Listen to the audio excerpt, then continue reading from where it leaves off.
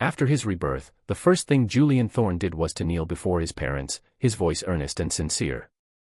"Father, Mother, regarding the marriage alliance with the Sterling family, I choose to marry Victoria Sterling." Startled by their son's sudden request, Mr. and Mrs. Thorne wore expressions of utter surprise. "Julian, don't you love Scarlett?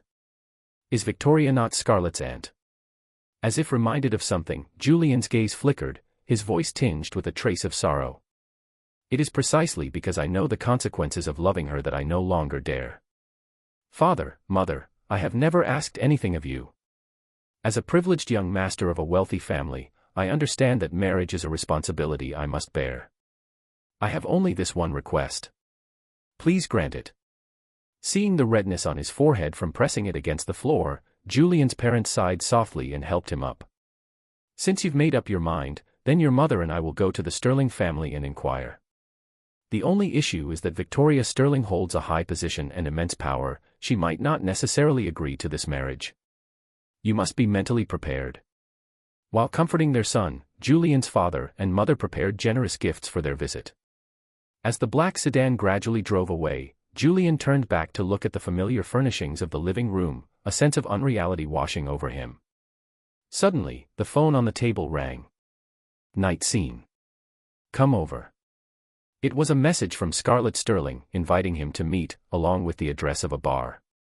Recalling what had just happened, Julian also wanted to take this opportunity to clarify the change in the marriage arrangement, so he hurried over. However, the moment he pushed open the door to the private room, a bucket of ice-cold water was thrown directly at him, drenching him completely.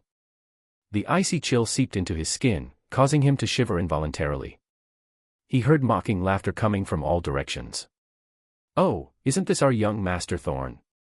Why are you soaked like a drowned rat? Serves him right. Who told him to chase after Scarlett all day long? This is the fate of a shameless lapdog." Scarlett Sterling walked up to Julian with a cold expression, her eyes filled with a dark haze. "Are you so eager to marry me? The news of a marriage alliance just started spreading, and you rushed to have your parents discuss the marriage at my house, making it known to the whole city. Now everyone in the circle knows that you and I are to be married. Are you satisfied?" Julian knew she had misunderstood. He wiped the water from his face, brushed aside the wet hair sticking to his forehead, and looked at her calmly. The marriage alliance between the Thorne and Sterling families is a foregone conclusion. It makes no difference which family discusses it. But you don't need to worry, because this matter has nothing to do with you. Scarlett was stunned for a moment, then sneered. "Nothing to do with me? Are you going to say that the person you're marrying isn't me? Ridiculous. Besides me, who else in the Sterling family could marry you?"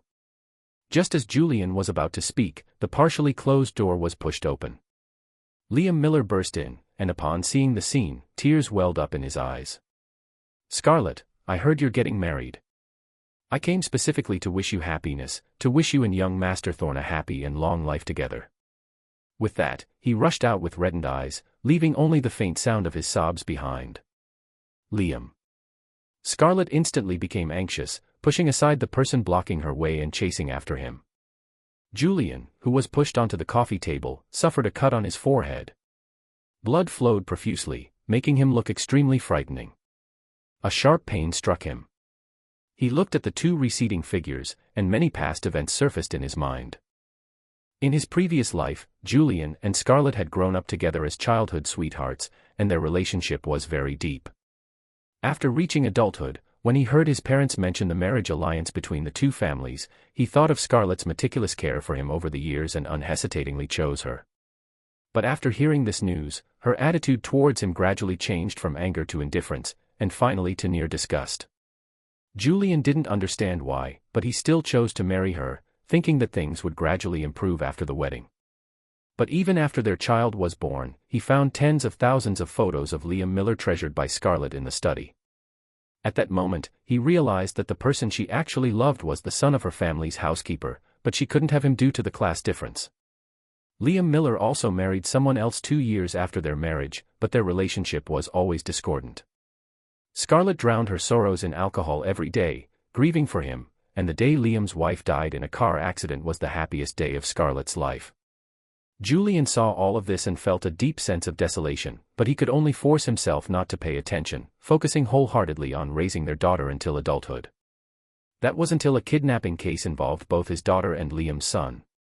The kidnapper asked Scarlett to choose one to save. She hesitated for only a few seconds before choosing the boy who was not related to her by blood. The next second, their daughter was pushed off a tall building and fell to her death.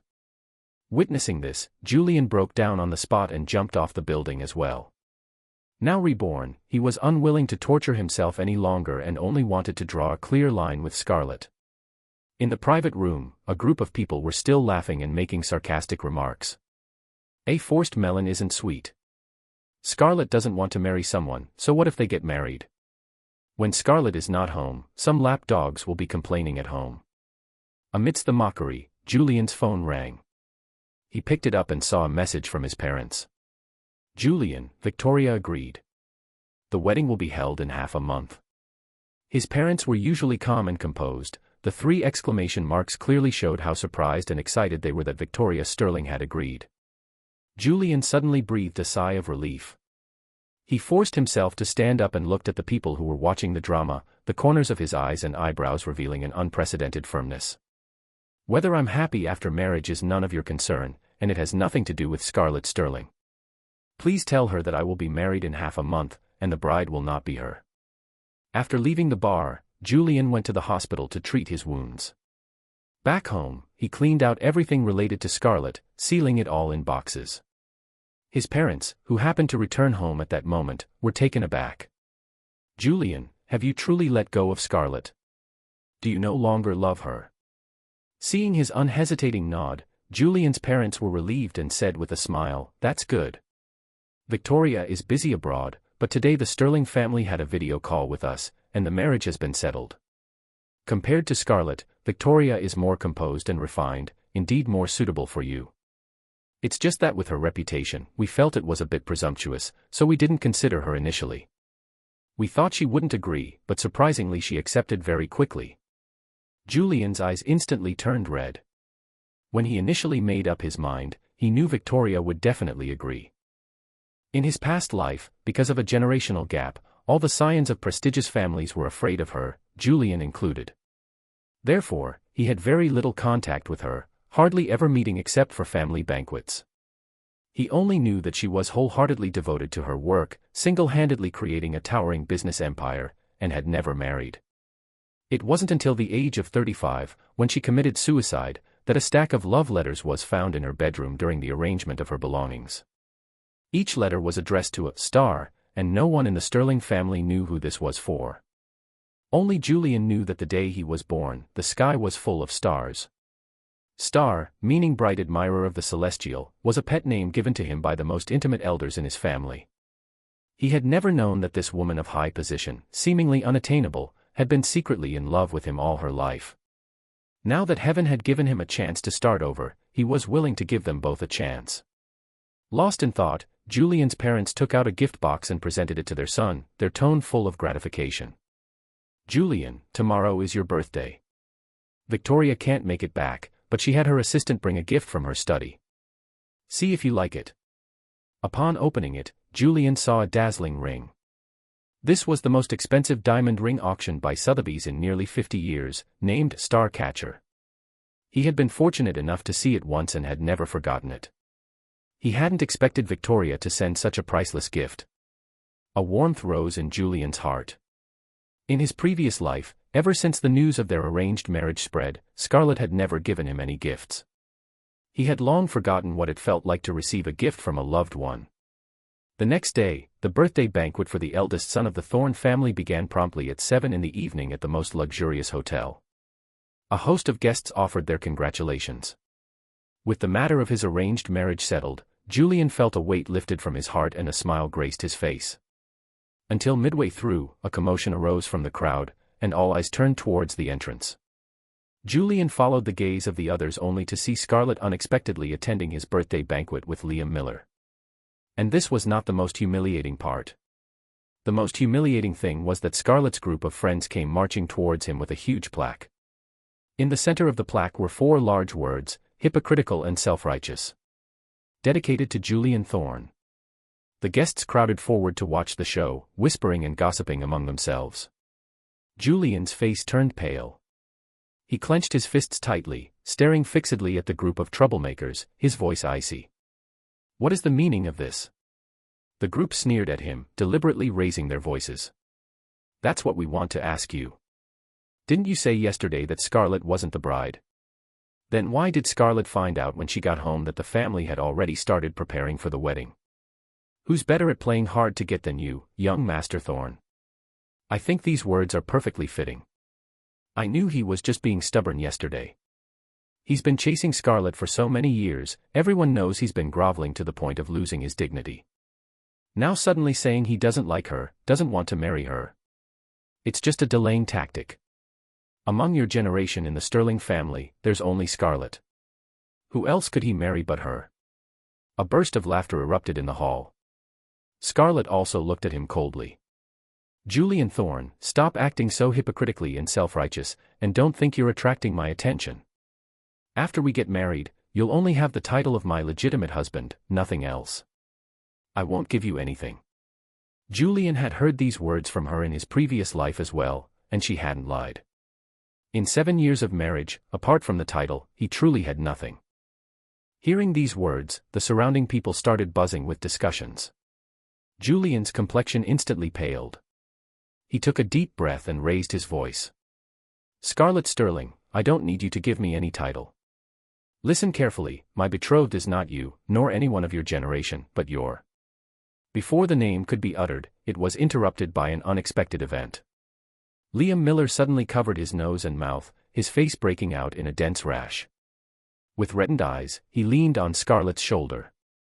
Scarlett. I'm so itchy.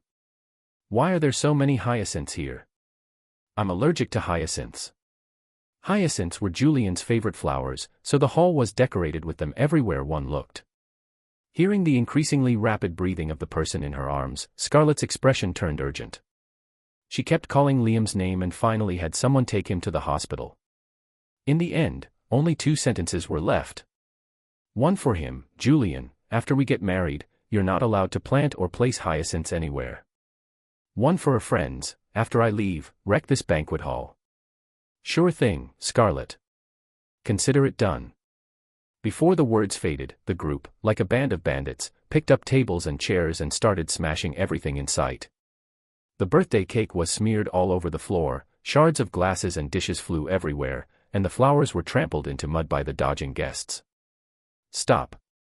Do you have to wreck my birthday banquet? Stop. You're going to marry Scarlett anyway, and you're so obedient to your wife. Naturally, whatever Scarlett says goes. Ha ha. Julian shouted until his throat was hoarse, but he couldn't stop the violence, only receiving endless ridicule in return. Finally, all the guests left, and his birthday ended in a mess. In the following days, Julian shut himself in his room with reddened eyes, neither stepping out of the main gate nor the inner one. After learning of Scarlett's outrageous behavior, Julian's parents were even more relieved that not letting their son marry her was the right decision. They even clamored about going to the Sterling family but were stopped by Julian, who finally emerged after several days of seclusion. With the wedding imminent, he didn't want any more trouble. After pacifying his parents, he left home with a design sketch. He hadn't been shutting himself away to fret over Scarlett, she was already somewhat irrelevant to him. He had been in his room personally designing a wedding ring for Victoria Sterling. Knowing the extraordinary value of Star Catcher, he secretly wanted to repay her deep affection with this heartfelt gesture. He handed the sketch to the butler, instructing him to find a master craftsman to carve and create it. However, when the agreed-upon completion date arrived, the ring was nowhere to be seen. Julian inquired and learned that Scarlett had come to pick out jewelry a few days earlier, had taken a fancy to the ring at first sight, and after some questioning, had simply taken it away. She left only a sentence, "It's for me anyway, no need to have Julian pick it up." The staff, aware of the impending marriage between the Thorne and Sterling families, did not stop her. Julian's heart sank.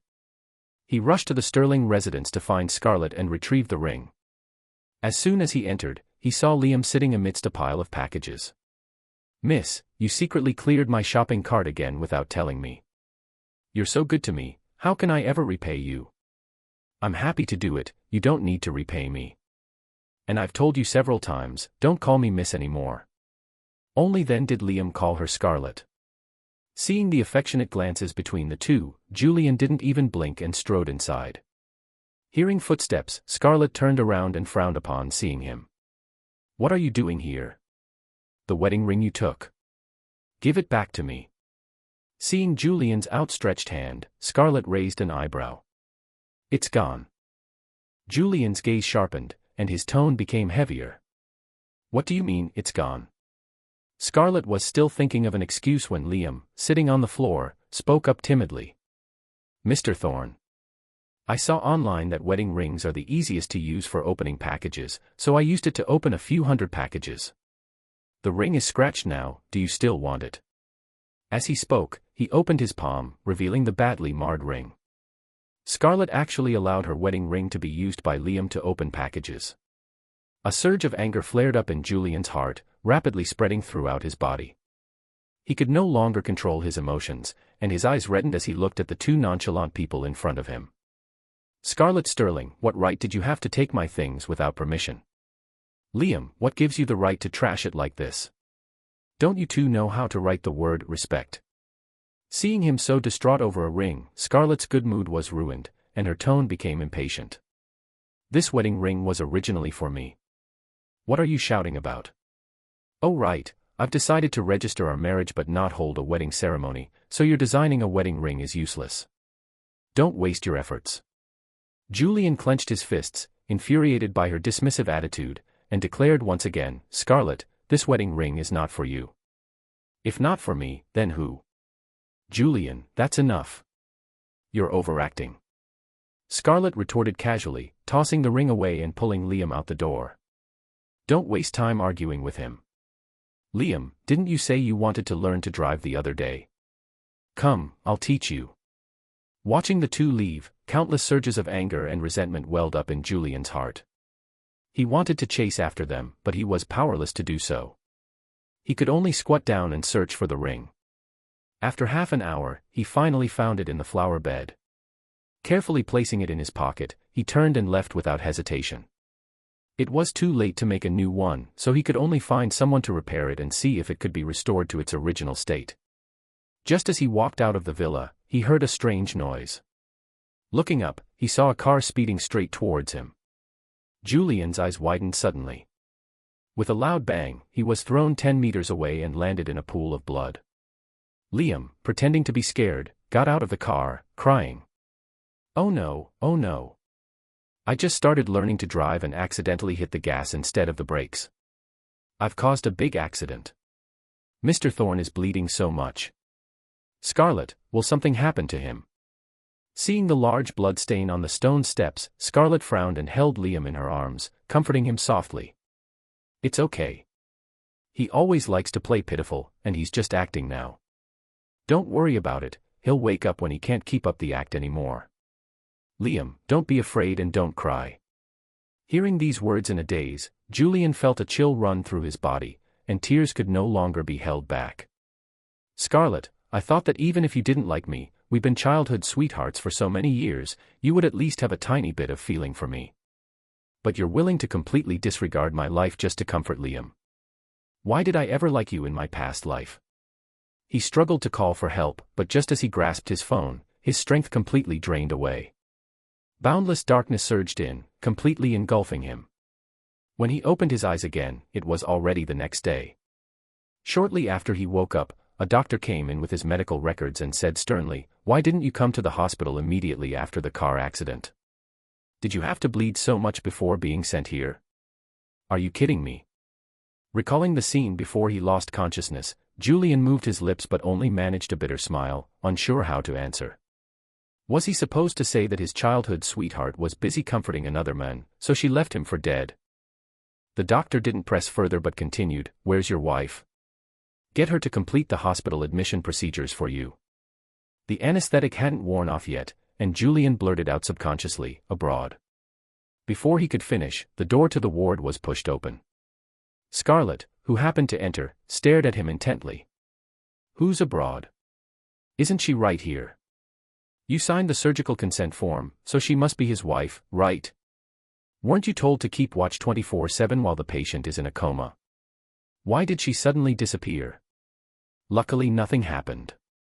Now go and take care of the paperwork, the doctor said, tearing off a hospitalization slip and handing it to her before leaving the room.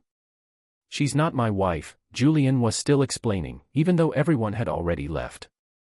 For some reason, Scarlett felt a pang of discomfort. All right, I brought you to the hospital. Is this some kind of game to play hard to get? Enough is enough. She placed the bag in her hand on the table.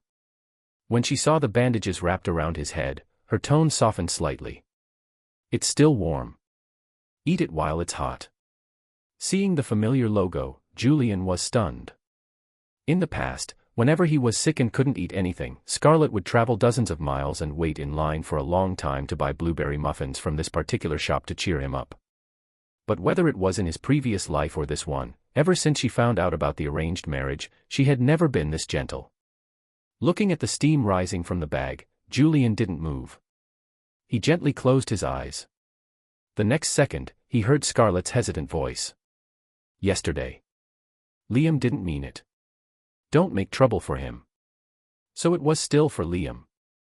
Julian opened his eyes again and even laughed through tears. Scarlett, he deliberately caused harm. I will definitely call the police and make sure he receives the punishment he deserves. The expression on Scarlett's face froze instantly, and she became somewhat exasperated. I bought you the food and apologized on his behalf. Julian, don't push your luck. Seeing that she couldn't pretend any longer, Julian smiled again, looking at her with reddened eyes, like a silent confrontation.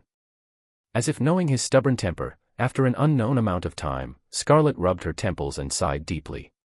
Since that's the case, let's both take a step back. You're making such a big fuss, don't you just want me to marry you? Fine. I'll give you a wedding. The one both families are preparing, the one you've been longing for, I'll attend. Are you satisfied now? Seeing the suppressed expression on her face, Julian lowered his eyes, unable to help but recall the past. In his previous life, Scarlett did not attend that wedding. She loathed him, and she loathed the wedding. Now that she had relented, it was still because of Liam. Back then, although she didn't like him, she still married him, most likely because she was threatened by her family. After all, Liam was her only weakness, and as just the son of a housekeeper, he was easy to control. It was easy to make her obey. But in this life, Julian would absolutely not repeat the same mistakes. So he stated it directly. No need. The bride was never meant to be you. Whether you attend or not makes no difference. Scarlett was completely infuriated by him. Just as she was about to lose her temper, her phone rang. Seeing the name, Liam, she couldn't care about anything else and turned to leave. Watching the door slowly close, Julian picked up his phone and dialed the police. After he explained the whole situation, he received unexpected news. Mr. Thorne, we're very sorry, but this car accident was ruled as accidental. Your fiancé signed a letter of understanding at the scene, so we cannot open a case. Hearing this result, Julian felt a stifled feeling in his chest. He couldn't get it out, and he couldn't swallow it down. He slammed his phone against the wall, pain spreading from his limbs to the depths of his heart. Finally, he couldn't hold it in any longer and cried alone in the empty hospital room. In the following days, Scarlett came to the hospital almost every day, bringing fruits and nourishing soups. She even invited several doctors for a joint consultation. Julian's emotions had stabilized, and he treated her as if she were invisible. Seeing his cold and detached demeanor, she also became a little flustered, not knowing what kind of tantrum he was throwing now. But considering he was a patient, she could only force herself to endure it. It wasn't until the day he was discharged from the hospital that Julian refused to ride in her car. She could no longer restrain her frustration and questioned him. I've already made concessions. How long are you going to keep this up? Are you going to keep acting out? Are you not afraid that I'll give up and refuse to marry you? Julian knew that no matter how much he explained, she wouldn't believe him, so he simply lowered his head and pretended not to hear. In Scarlett's eyes, this was him softening. Her mood slowly improved, and her tone became much gentler. Don't make a fuss anymore. My aunt is coming back today. I'll take you to a family dinner. She's the head of the Sterling family, and tonight she'll announce our engagement in front of the whole family. Since I promised you, I will definitely attend, and I'll give you a grand wedding. Surely you'll be satisfied then. Julian finally looked up at her, a hint of excited joy breaking through the indifference he'd worn for days. Your aunt is back in the country. Seeing him return to his normal self, Scarlett curled her lips, a knowing look on her face. Yes. Are you that eager to marry me? Don't worry, I'll attend the wedding. But stop with the games. This push and pull routine is fine once or twice, but it gets tiresome. As she spoke, Scarlett opened the car door. Julian knew she wouldn't listen to any explanation, so he unusually didn't bother. After settling into the passenger seat, he said directly, I want to go home, tidy myself up, and change my clothes. Seeing how much he valued this banquet, thinking he must love her so much that he wanted to present his best self to her aunt, Scarlett raised an eyebrow and for once agreed to his request. Once everything was ready, they returned to the Sterling family's old residence. Many people had come to the banquet. They showed no surprise at seeing Julian and greeted him. After returning their greetings, he sat in a corner, waiting for Victoria Sterling to appear. He was absent-minded all evening, his heart pounding, unsure of what their reunion would be like. Scarlett, sitting beside him, quickly noticed something was amiss and shot him a displeased look. I'm right here, what are you spacing out for? One last warning, I've agreed to marry you, so don't you dare put on that face or I might just change my mind. Julian wanted to retort, but he held his tongue. Soon enough, she would know that she wasn't the bride, so there was no need to waste his breath. A few minutes later, the doors to the hall finally opened. Everyone turned their heads, looking expectantly, but the person who appeared was not Victoria, but Grandfather Sterling. He tottered onto the stage and announced to the gathering. Victoria was in a minor car accident before her departure. She missed her flight and is currently still abroad. She will not be attending today's banquet. Upon hearing this news, Julian stood up abruptly, his voice full of anxiety. Grandfather Sterling, how is she? Is it serious? Grandfather Sterling waved his hand, reassuring him. She's fine, and it won't delay the important matters. Julian, don't worry. Scarlett frowned and pulled him back down, whispering her reprimand. Even though the marriage alliance is certain, you haven't entered the Sterling family yet. Don't show such concern for my aunt to demonstrate your status. It's not appropriate. Julian, at his wit's end, was about to speak plainly when Grandfather Sterling coughed, instantly silencing the room. The main purpose of gathering everyone today is to announce the marriage alliance between the Thorne and Sterling families. The wedding date has been set for 7 days from now at Southwood Estate. The betrothed parties are, from the Thorne family, young Master Julian Thorne. In the elder's booming announcement, Scarlett received a message from Liam. Whatever he sent caused her expression to change drastically. She swiftly got up and hurried out of the room, not staying to hear the rest. And from the Sterling family, our family head, Victoria Sterling. This unexpected choice caused an uproar in the hall, with whispers spreading like wildfire. Did I hear that right? Victoria? Not Scarlett. Yes, how could it be? Victoria, isn't the family head indifferent to men?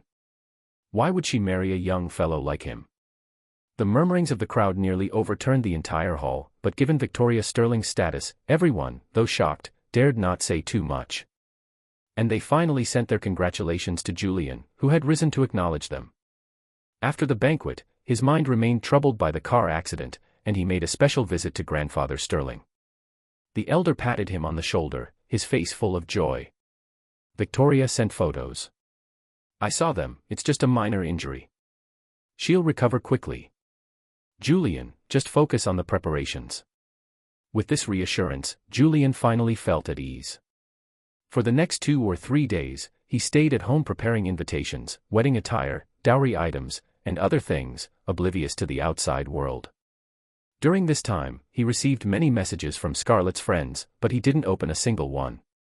It wasn't until one day before resting that he accidentally clicked on one and discovered they were all talking about the same thing. Scarlett was injured and is hospitalized at City Center Hospital, room 609. Won't you come and see her? Remember to bring some of the chicken soup Scarlett loves.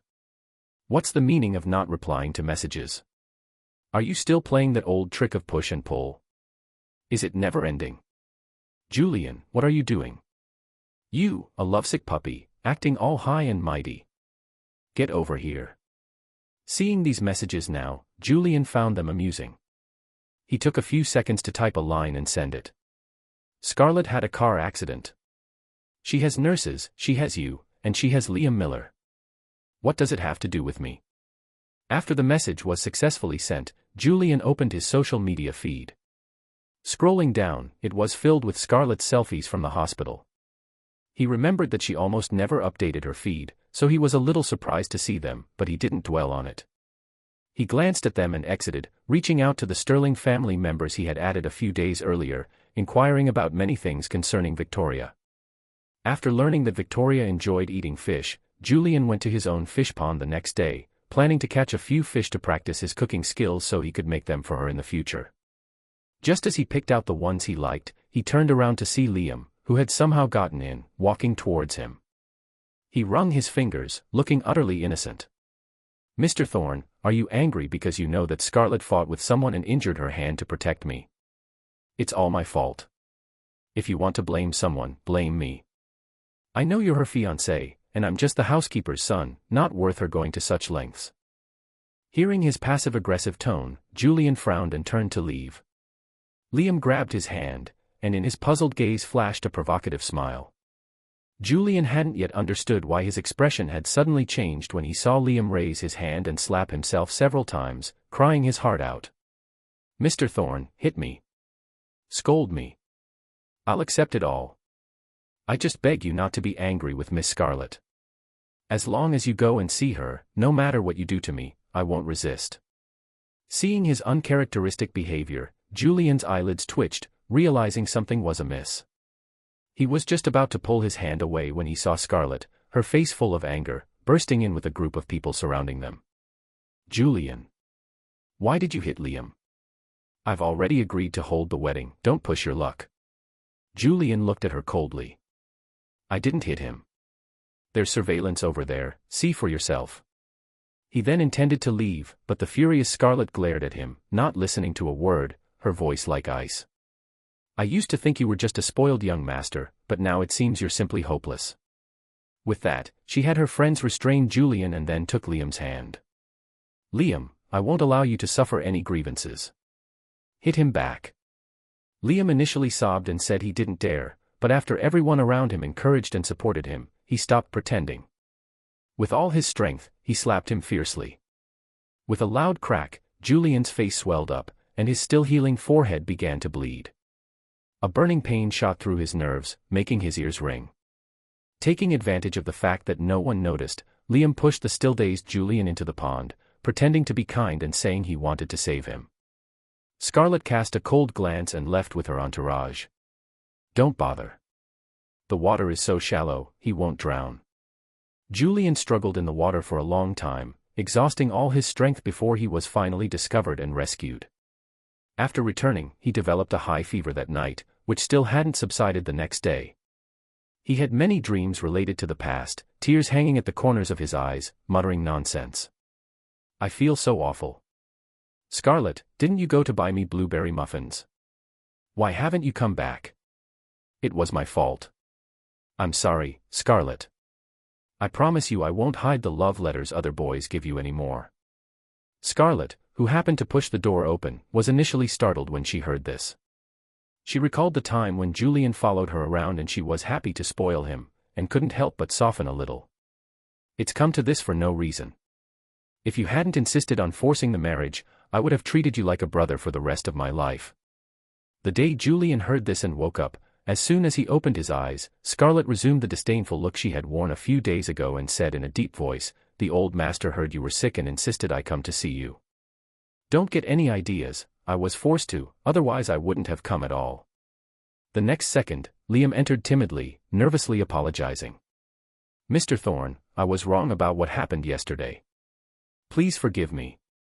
Julian had been slapped for no reason and then pushed into the lake, and only now was he finally starting to recover a little. But he no longer had the strength to argue. He staggered to his feet, ready to chase them away, but saw Liam staring intently at his neck. He couldn't help but touch his neck, where a necklace hung, given to him by Scarlett on his coming-of-age ceremony. Scarlett naturally noticed it too. She knew how important this necklace was to Julian, and her gaze darkened slightly. "Liam, I'll have another one custom-made for you when I get back." She stopped mid-sentence. Julian directly ripped off the necklace and threw it over. Then, forcing himself to get up, he took the box he had packed some time ago and brought it to Scarlett. Seeing his cold actions, Scarlett's heart suddenly tightened. "What do you mean by this?" Julian directly stuffed the box into her arms and said softly, "We're getting married. My future wife will misunderstand if she sees these things you gave me before. Scarlett, I'm giving these all back to you.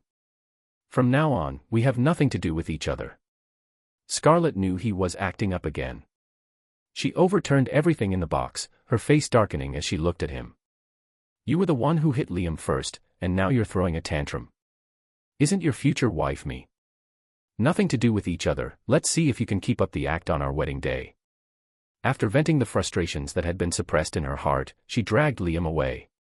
Looking at the mess on the ground, Julian smiled and called out softly, "Throw all this junk into the trash can." The day before the wedding, Julian received a text message. It read simply, "I'm back. See you tomorrow." No name, no note, but he knew it was her, Victoria Sterling. His wavering heart suddenly settled, and he slept soundly. The next day at 10 o'clock, the Sterling family's bridal procession arrived at the Thorne residence, followed by cameras. This marriage of wealthy families would be broadcast live to the public. Scarlett opened the car door and went upstairs. When she saw Julian in a white suit, a flicker of astonishment crossed her eyes. For some reason, she felt like she had seen the scene before, and she was lost in a daze for a moment. Only when someone beside her reminded her did she extend her hand to him.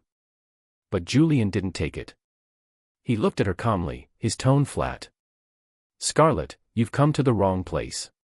You should be sitting in the guest seats." This statement angered Scarlett, and her face instantly darkened. "Here we go again. Don't you know today's wedding is being broadcast live throughout the city? Do you have to keep making a scene and embarrass both families?" Julian didn't argue with her further and went downstairs alone. Scarlett's outstretched hand clenched into a fist. She took a deep breath, forcibly suppressing her emotions, and followed him. Just as she was about to get into the back seat of the wedding car, her phone rang. A minute later, she closed the car door, looking at Julian inside. "I have something very important to do, and I can't make it to the wedding. Go and tell the elders on both sides that the wedding is cancelled."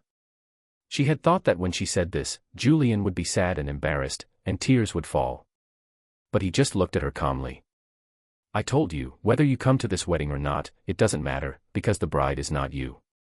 Seeing his noncommittal attitude, a trace of panic flashed through Scarlett's heart, but she still said sternly, "I said the wedding is cancelled. If I, the bride, don't show up, do you really want to become the laughing stock of the whole city?" This time, Julian didn't even bother to speak and directly told the driver to drive. Soon, the grand procession of cars left the scene. Scarlett didn't have time to soothe his temper either. She hailed a car by the roadside. When she arrived at the hot spring resort in the suburbs and saw Liam surrounded by a group of friends, her brow furrowed. "Didn't you say Liam was in danger?" A group of friends pulled her inside, giggling. "We tricked you. If we hadn't said that, how could you have run away from the wedding? We just wanted to see what kind of joke Julian would make today." Hearing this, Scarlett's expression suddenly changed. She quickly pushed away the hands on her shoulders and turned to leave. "Nonsense." Liam grabbed her hand, blinked his reddened eyes, and pleaded. "Scarlett, my head really hurts. Will you stay and keep me company? Anyway, it's far from the wedding venue, and you won't make it in time even if you go now." That was indeed the case, but Julian. While she was hesitating, her friends had already turned on a live broadcast and projected it onto the screen. Everything on the screen was proceeding as planned. Seeing Julian stubbornly refusing to cancel the wedding, everyone's faces showed mocking smiles. He still hasn't called it off. It'll be so embarrassing when the ceremony starts and there's no bride. Julian is too eager to get married, huh? Joking with the reputation of two families. It'll be funny when he can't handle the situation. Scarlett didn't know what he was thinking, and her face was so gloomy that it could drip water. She was pondering whether to call the Sterling family to inform them when she heard an exclamation from beside her. The wedding has started. Scarlett instinctively looked up and saw Mr. Thorne leading Julian to the center of the stage. He stood alone under the spotlight for a long time, and the bride did not appear. The live broadcast room was flooded with question marks and comments like, "Did the bride run away?" The people in the room were laughing so hard they couldn't stand up straight. Scarlett, who had anticipated this outcome, had a cold expression and said with a hint of anger, "Foolish." She couldn't bear to watch any more and wanted to turn off the live broadcast. Just as her hand reached the exit button, she heard the MC's voice. "The bride enters."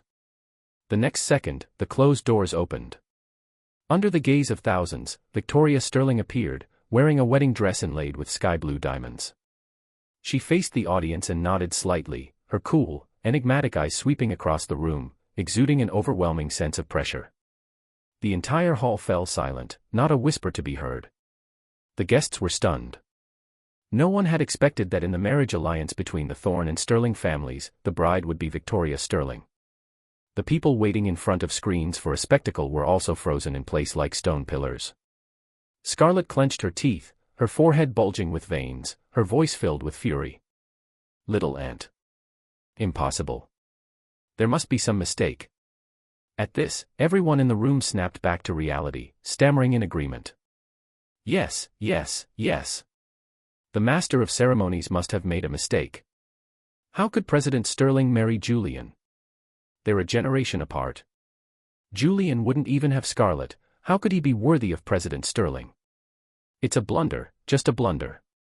While the group was still in denial, Victoria had already reached the center of the stage.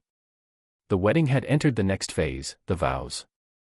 "Miss Victoria Sterling, do you take Mr. Julian Thorne to be your husband?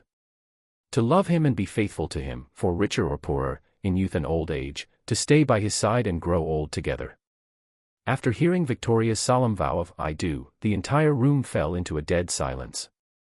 Everyone's mouths were agape, their eyes filled with disbelief at what was unfolding before them. Scarlett's mind went blank, the blood in her veins seeming to reverse its course. She grabbed a set of car keys, overturned the table of drinks in front of her, and rushed out like a madwoman, ignoring the shouts from behind.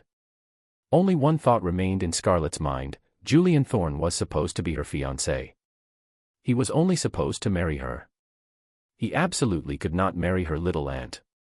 She floored the accelerator, running more than a dozen red lights. By the time Scarlett arrived at the scene, the wedding banquet was drawing to a close. Most of the guests had already left, leaving only the relatives of the Thorne and Sterling families. She spotted Julian surrounded by people, laughing and talking in the crowd. At a glance, she rushed forward and grabbed his hand, her voice filled with unprecedented panic and anxiety. "Come with me." Before Julian could speak, the families around them spoke up. "Scarlett, what are you doing? It's your little aunt and Julian's wedding. Why did you arrive only after it ended? Julian and Victoria still have to return to the old residence to offer tea. Why are you causing trouble? Scarlett, let go. It's one thing to be unruly usually, but today is your little aunt's wedding. If you keep this up, I'll deal with you." Her uncles and parents were all scolding her, but Scarlett remained stubborn, tightening her grip. The skin on Julian's wrist turned red from her grasp. He furrowed his brow slightly, about to speak, when he heard a gentle and magnetic voice from behind. "Let go." Just 2 words, but Scarlett released her grip as if electrocuted. She didn't even dare to turn her head, hesitantly calling out, "Little aunt." Victoria didn't respond to her.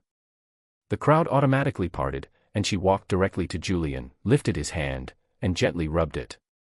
Only then did she glance at Scarlett. "This is your uncle." The air seemed to freeze. Scarlett resisted this title fiercely, but under Victoria's powerful aura, the hairs on her body stood on end as if ants were crawling on her. The fear buried deep in her blood compelled her to whisper the title. Uncle." In front of both families, Julian responded generously. "We're family now." Each word was like a heavy stone blocking Scarlett's heart, making it hard for her to breathe. She clenched her fists tightly, staring fixedly at the person in front of her, emotion surging in her eyes. Julian could sense her reluctance and anger, but he didn't care. He took Victoria's hand and asked her with a smile about their next plans. Victoria glanced at the time, and when she looked up again, her eyes, usually devoid of emotion, showed a rare hint of tenderness. Because the connecting flight was delayed, the morning tea ceremony was skipped. According to tradition, we should go to the old residence to make up for it. But you've had a long day. Let's postpone these formalities until tomorrow. Go back and rest first, okay? Hearing this, the elders of the Sterling family laughed and teased. Oh, being married is different. You're already doting on your husband.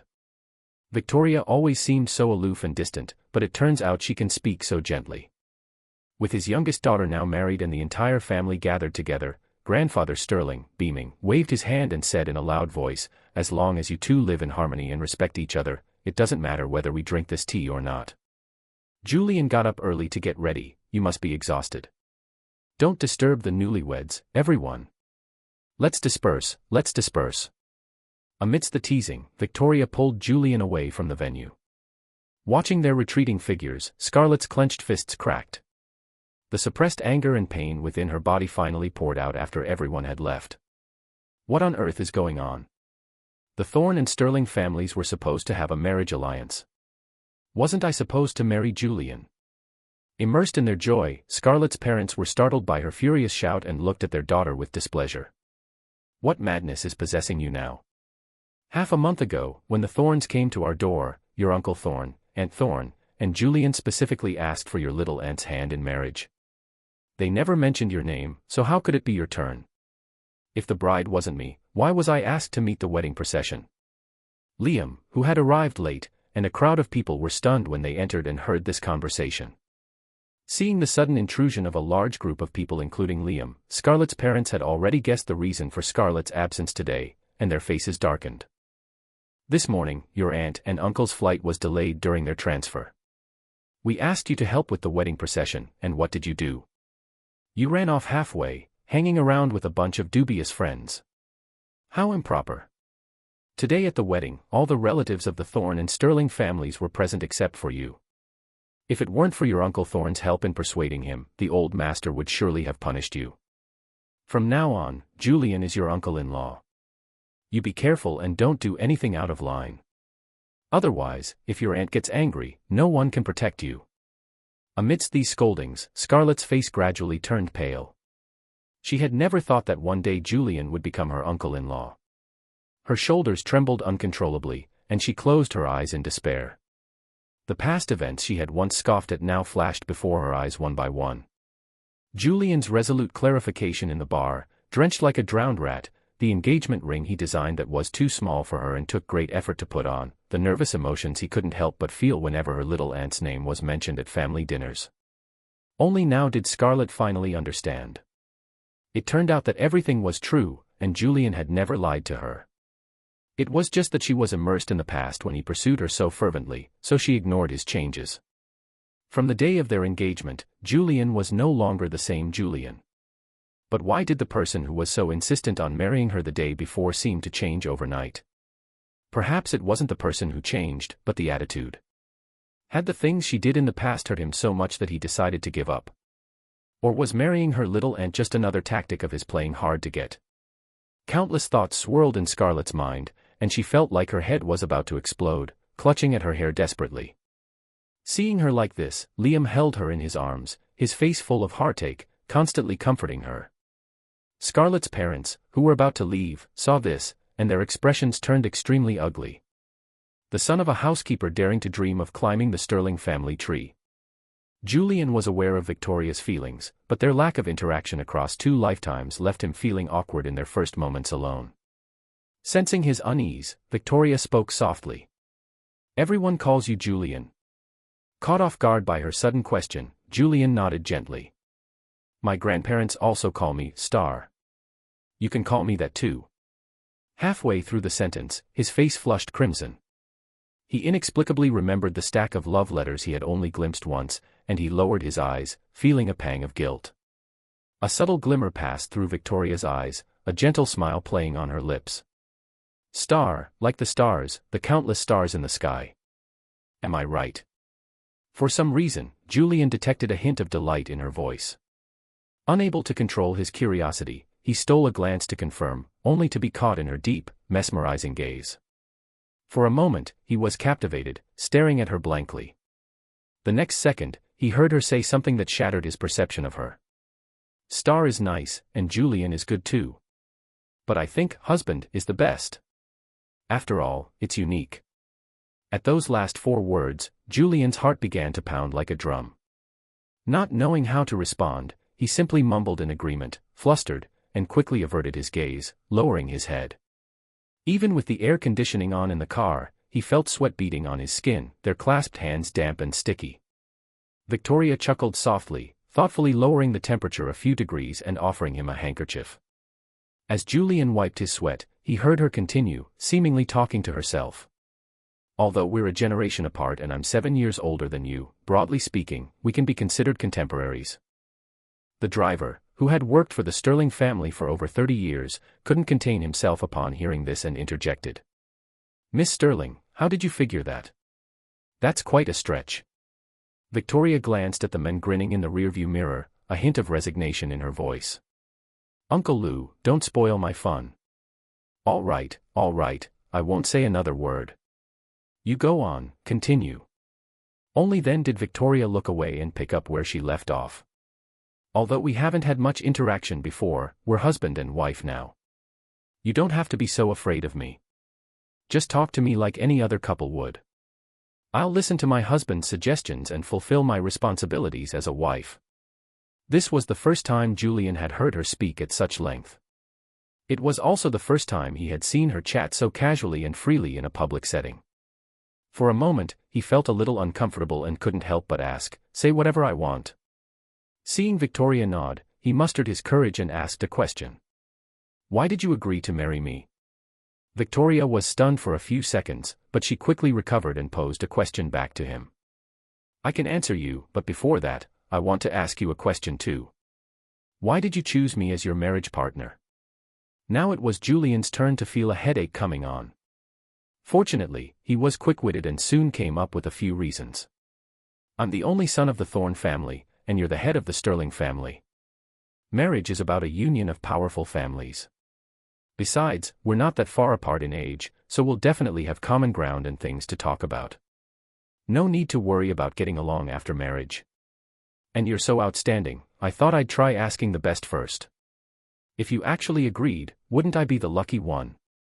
Victoria knew immediately that he was just making things up.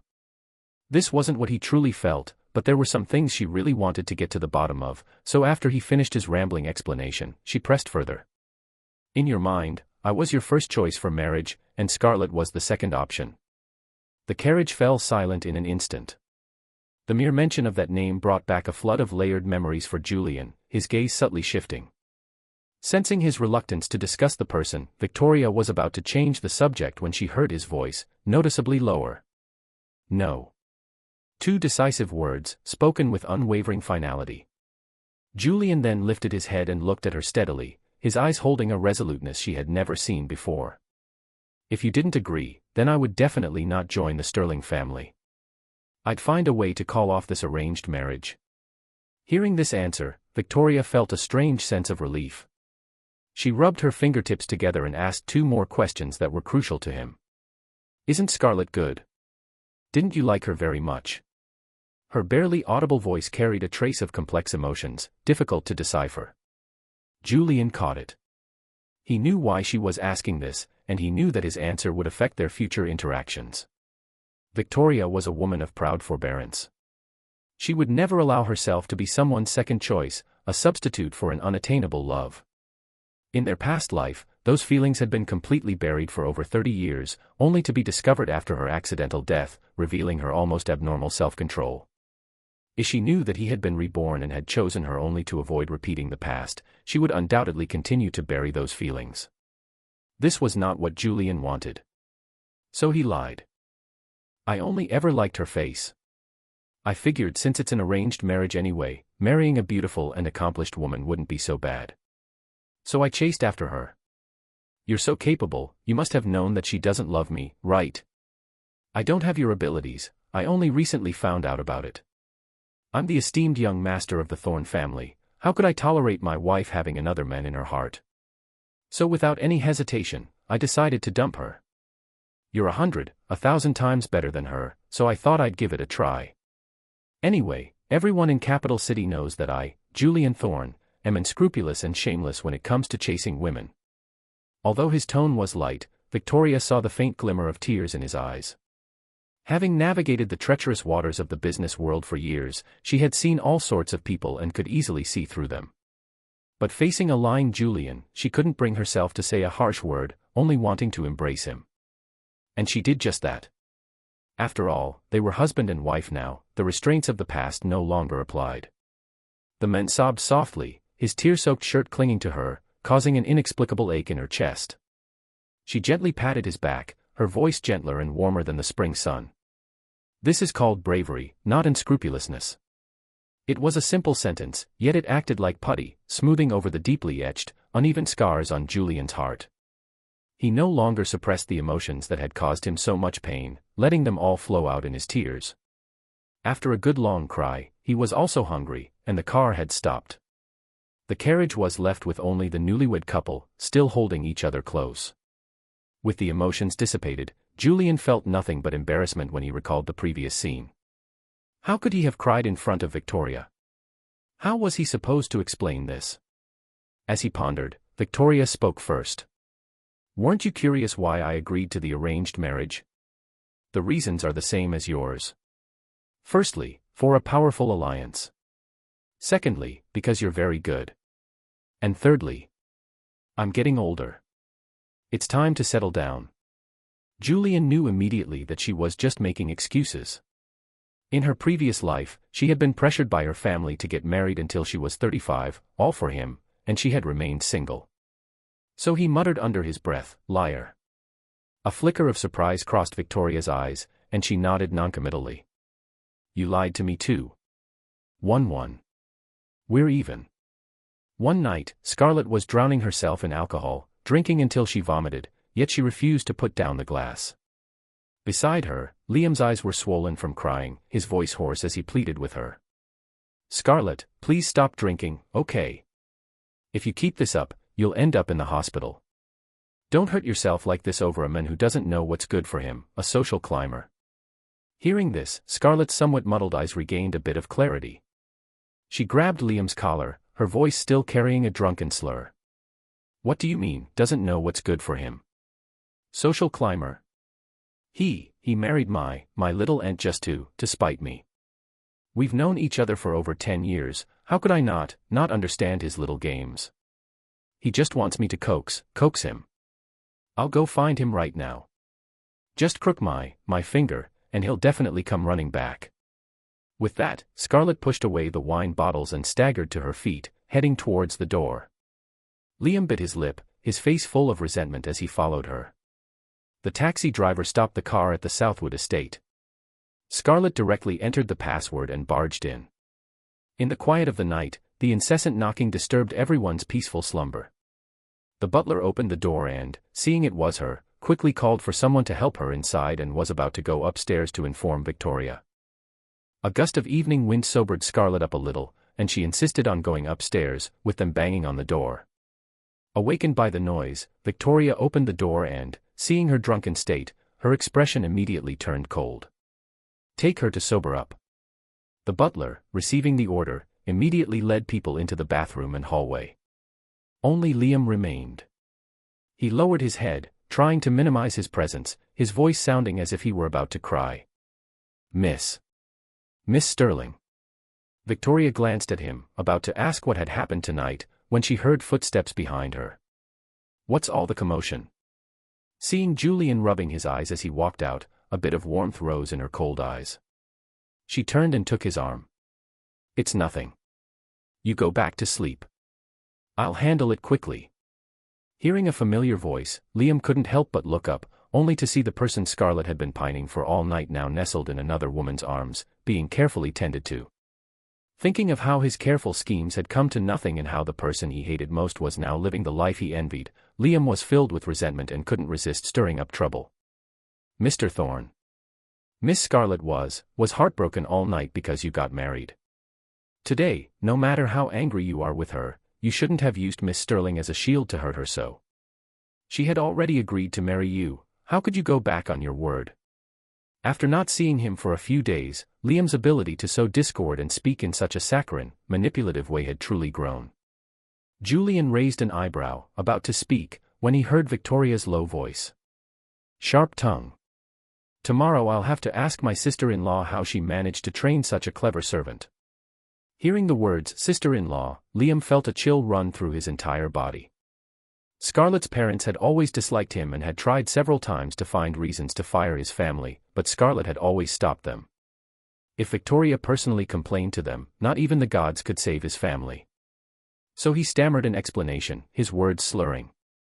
No. Miss Sterling, I'm telling the truth. The person Mr. Thorne has always wanted to marry is our Miss Scarlett. All of Northampton knows. Before he could finish, Julian cracked his knuckles and swiftly slapped him twice across the face. He used enough force to make Liam see stars, both sides of his face swelling up like a red birthday peach. Why did you hit me? Liam, dazed from the 2 slaps, lost his composure as well. He slumped to the floor, screaming hysterically. Julian blew on his stinging palms and glanced at him indifferently. 1 slap is for you hitting me with your car last time, and the other is in return for yours. Is that hard to understand? Hearing this, Victoria's gaze instantly froze.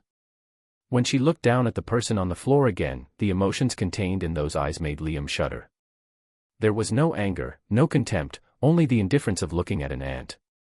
In an instant, his scalp tingled, and for the first time, he felt death so close. Just as he was nearing a breakdown, the housekeeper emerged with Scarlett, who was mostly sober now. She spotted Julian at once and stumbled over, trying to grab him, but Victoria slapped her hand away. Years of spoiled behavior made her want to lash out, but when she looked up and saw that familiar face, her impatience instantly turned to fear. Aunt. Victoria had never lorded her seniority over this niece who wasn't much younger, but at this moment she was in a terrible mood and thus showed no mercy, reprimanding her in front of the servants. Scarlett, throwing a drunken tantrum in my house and bringing a biting dog along, have you become so forgetful that you've forgotten what I told you about the Sterling family not tolerating drunkards and good-for-nothings? The atmosphere in the entire villa dropped to freezing point because of these words. Everyone held their breath, shrinking back to avoid drawing the family head's fire, except for Julian. It was the first time he had seen Victoria so angry. It was also the first time he had seen the usually lawless Scarlett so thoroughly subdued, which naturally surprised him. There truly is a remedy for everything. Since he had someone backing him now, he didn't need to hold back anymore and decided to make everything clear. Scarlett, sit for now. And you have to call me uncle. I'll be frank, I have no desire to be involved in your and Liam's melodramatic love story. Whether you two break up or stay together has nothing to do with me. Stay out of my sight from now on. I have my own family now, and I'm also your elder. Even if we meet in the future, I expect you to show me basic respect. I don't expect you to be overly deferential, but the necessary etiquette is still required so people won't gossip about the Sterling family's lack of discipline. Wouldn't you agree? These few words made Scarlett's veins bulge with anger. Just as she was about to retort, she heard another voice that filled her with dread. Didn't you understand? I understood. Seeing Scarlett's submissive apology, Victoria felt weary and left with a word, taking Julian by the hand and returning to the room. If you understood, then leave. Do I need to call the servants to escort you out? Scarlett didn't dare to linger for a moment and dragged Liam downstairs in a panicked escape. The villa returned to silence. Julian yawned, and just as he was about to lie back down on the bed, Victoria pulled him into her embrace. What happened with the car accident? Did you hurt your forehead? Then tell me. Julian didn't want to worry her, so he tried to brush it off. It's nothing, it's all in the past. See, I am healthy. Victoria interrupted him with a frown, picking up her phone to arrange a hospital checkup. If you were injured, it's not nothing. Hearing the concern and worry in her voice, Julian's nose stung, and he felt like crying again. But he held back his tears and told her everything that had happened during this time in detail. After the marriage alliance was set, I wanted to make things clear with Scarlett. The next afternoon, Scarlett was drowsily awakened by someone shoving her. She pressed a hand to her throbbing forehead and opened her eyes, ready to lash out, only to see Liam, who was sobbing uncontrollably. "Scarlett. Madam wants to fire my parents and kick our whole family out of the Sterling house. Please think of something." The hazy images in her mind vanished instantly upon hearing this. She sat up abruptly, her voice full of disbelief. "Impossible." With that, she grabbed her phone, intending to call Mrs. Sterling and demand an explanation. But as soon as the call connected and she stated her purpose, Mrs. Sterling hung up. "This matter is non-negotiable." Hearing this resolute response, Liam's sobs grew louder, and he clung to her, pleading incessantly. "Scarlett, please talk to Madam again, okay? My family hasn't done anything wrong. I just want to stay by your side. You must understand how I feel, right?" Seeing him so distraught, Scarlett's heart ached. After learning Mrs. Sterling's location, she rushed to the old residence with the Miller family in tow. The usually quiet old residence was bustling with activity today. Voices could be heard from a distance. Scarlett had no idea what was happening inside and initially intended to wait for her mother to come out. However, after just a few minutes, she couldn't withstand Liam's repeated pleas and forced her way in. The moment the living room door was flung open, everyone in the hall turned around. Seeing the entire Sterling family, old and young, along with Mr. and Mrs. Thorne, gathered together, and witnessing Victoria and Julian kneeling before Grandfather Sterling offering tea, Scarlett realized this was not an opportune moment. She was about to leave with her entourage when Mrs. Miller, completely oblivious to the situation, threw herself to the ground, kneeling before Mr. and Mrs. Sterling, wailing and lamenting. "Madam. Liam and I have served you and Sir for over 10 years. You watched us grow up. Why are you firing our whole family without a word? If we've done something wrong, please tell us and we'll change." Being confronted by several servants in such a public manner, Mrs. Sterling's face darkened instantly. "Enough. We'll discuss this matter back home. This is the old residence. Mrs. Miller, you're overstepping." Hearing the words, "old residence," Mrs. Miller only cried harder, even kneeling before the old master to plead her case. In an instant, the well-intended tea ceremony transformed into a courtroom drama of alleged injustice. The Miller family of 3 insisted that the old master intervene, while Mr. and Mrs. Sterling were fuming but couldn't intervene due to etiquette and social considerations. Grandfather Sterling had always been benevolent and never treated servants harshly, so upon hearing this, he was determined to get to the bottom of it. Seeing that even her grandfather was personally involved, Scarlett realized something was wrong. She fell silent, desperately trying to signal Liam with her eyes. But Liam, immersed in his own misery, misinterpreted her actions as a sign of complete abandonment and joined his mother in relentlessly kowtowing. Just as things were about to spiral out of control, Victoria calmly picked up a cup from the table and smashed it in front of the Miller family. With a crash, glass shattered everywhere. The chaotic and disrupted hall fell instantly silent. After helping Julian sit down, Victoria walked up to the old master and bowed slightly. "Dad, why don't you, Uncle Thorne, and Aunt Thorne go upstairs for some tea and chat? Leave this matter to me. I promise to give you and our relatives a satisfactory explanation." With these words, Grandfather Sterling naturally felt at ease and left with his in-laws. Only the Sterling family remained in the living room. Victoria sat in the highest position, looking down at the 3 people kneeling on the ground, her voice devoid of any emotion. "Liam, I remember you have a sharp tongue. Represent the Miller family and explain everything clearly." Facing the head of the family who was feared by those beneath him, Liam was filled with dread. But he also knew that this was his only chance with so many people present, so he wiped the tears from his face, knelt on the ground, and recounted the cause and effect of the whole affair. After listening, the Sterling family's relatives, along with the bodyguards and servants at the door, all wore expressions of disbelief. It's the 21st century, so what if they were fired?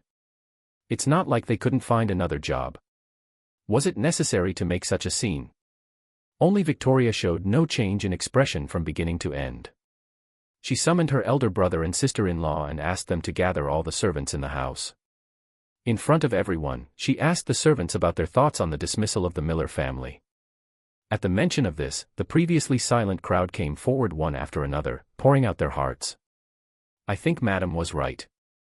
Liam, relying on the young Mrs. Favor, was always throwing his weight around the house. He even dared to take Madam's jewelry and clothes, threatening us not to tell, and saying that if Madam asked, we should say the young miss took them or broke them. I also think they should have been fired. Mrs. Miller was always bragging about how her son might climb the social ladder any day now. She pushed all the work onto us and was always slacking off. Liam's father was the same. He would even steal the gifts brought by guests, and when he was caught, he would say that the young miss had agreed to it. Who knows how many times that happened? The faces of the Miller family turned ashen. Amidst the rising chorus of accusations, Scarlett, who had been anxious to the point of near collapse, also had a subtle change in her expression after hearing all this. The rest of the Sterling family were either filled with righteous indignation or glared coldly, with not a single person showing any sympathy for these three. Julian, who had been watching coldly from the sidelines, picked up his teacup and took a few sips, a hint of coldness flashing in his eyes. In his previous life, this scene had also occurred. But at that time, he had not held a wedding, and Victoria was far away overseas. Scarlett had not accompanied him to offer tea and had barged in with the Miller family. The elderly grandfather Sterling had been softened by the Miller family's crying and had scolded Mr. and Mrs. Sterling on the spot. Although Mr. and Mrs. Sterling admitted their mistake, not long after they returned home, they found another excuse to drive the Miller family away. They also demanded compensation, causing the Miller family to fall into debt with loan sharks. With nowhere else to turn, the Miller family had no choice but to marry Liam to the debt collector to settle the debt. 3 years after his marriage, his wife passed away. Julian's destiny was thus changed. Reborn in this life, he changed his marriage partner, and the story took a different turn. Under the same circumstances, with Victoria presiding, he believed that everything would be different. And indeed, it was as he expected. After Mr. and Mrs. Sterling also publicly clarified the matter, Victoria directly announced the outcome. Everyone has heard the testimonies clearly, and the material evidence should also be in the Miller family's possession. Brother, sister-in-law, I believe that based on the current situation, you should report this as a case of illegal theft and seek to recover and claim compensation for the stolen goods. What do you think? This awakened the others. Mr. and Mrs. Sterling quickly called the police. Liam and his mother, realizing the astronomical value of the items they had stolen and damaged, were already losing their minds, kowtowing heavily and begging for mercy. But Mr. and Mrs. Sterling, who had been utterly humiliated, showed no mercy. Hearing the police siren, Liam crawled on his knees to Scarlett, tearfully begging her. But Scarlett, having witnessed the whole process, felt no sympathy in her heart. Her gaze towards Liam was no longer as gentle as before. Things have come to this, in the future. The rest of the words caught in Scarlett's throat. She stared in disbelief at Liam's father, who had rushed to the kitchen, picked up a knife, and slit his own throat. Dad. Liam's hysterical cry had barely ended when Mrs. Miller, with a look of despair, also slit her own throat. Mom. Crimson blood splattered on the marble floor. Drip. Drip. Drip. The surveillance cameras captured the entire sequence of events clearly. The police cleaned up the scene, took statements, and were about to take the bodies and Liam back to the station. Scarlett, cradling him, refused to let go. Liam, collapsed in her arms, eyes vacant, was clearly in a state of shock. Her heart ached for him, and she was about to negotiate with the police, hoping to wait until he had stabilized emotionally. Victoria prevented this from happening. She produced a surveillance video and handed it to the officer, calmly making a request. Officer Johnson, this video clearly shows Liam Miller's involvement in the murder of my husband. I request a formal investigation. Hearing this, Liam, who had seemed utterly lost, instantly snapped back to awareness, screaming uncontrollably. It wasn't me. It was an accident. The police already investigated, and Scarlett signed a letter of understanding for me. You can't hold me accountable. He argued vehemently, and Scarlett tried to corroborate his claims. Victoria didn't give her the chance. Officer Johnson, my husband, and the signatory were only friends. The letter of understanding at the police station has no legal standing. Furthermore, my husband himself insisted on pursuing accountability and investigation. Do you understand what I'm saying? Officer Johnson's face turned serious. He solemnly accepted the evidence and prepared to take Liam away. Scarlett still tried to intervene, but Victoria stopped her with a single sentence. If you walk out that door today, you no longer need to bear the surname Sterling. Our Sterling family has no place for criminals who collude with murderers. Furthermore, you were also present on the day of the incident, and your name is on the agreement. You will undoubtedly be summoned by the police station. I expect you to tell the truth, the whole truth and nothing but the truth. Whether you were truly innocent or an accomplice, that's for the police and the court to decide.